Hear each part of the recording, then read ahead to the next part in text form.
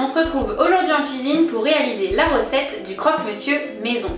Alors ne partez pas en courant, je sais que c'est très bon quand on l'achète en brasserie. On peut aussi l'acheter tout fait en grande surface, après je trouve ça quand même un peu cher et moins savoureux.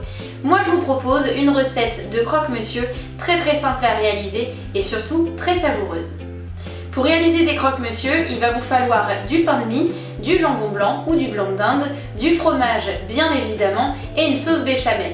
C'est encore mieux quand elle est faite maison, mais ne vous inquiétez pas, vous pouvez retrouver la recette en vidéo sur mon blog culinaire.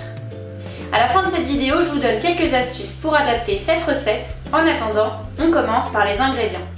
Pour cette recette, vous aurez besoin de tranches de pain de mie, de l'emmental ou un autre fromage, de la sauce béchamel et du jambon blanc ou du blanc de dinde.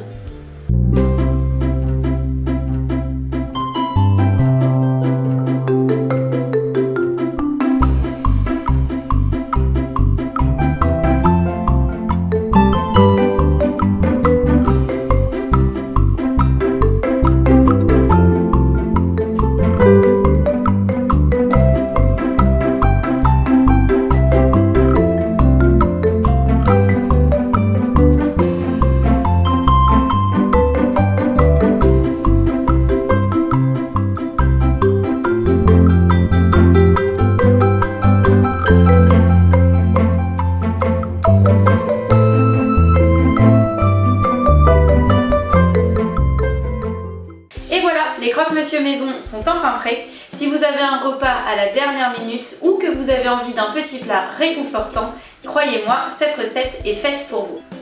Pour cette recette, privilégiez le pain de mie complet ou aux céréales.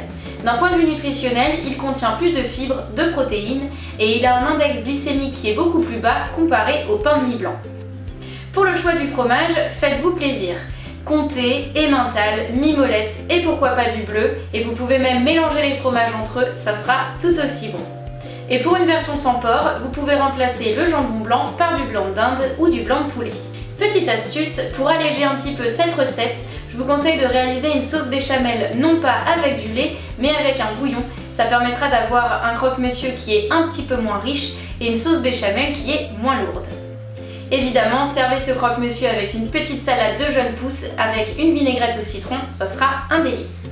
Retrouvez l'intégralité de la recette dans le lien qui s'affiche dans la description juste en dessous. N'hésitez pas à partager cette vidéo, à laisser un commentaire et à vous abonner à ma chaîne YouTube.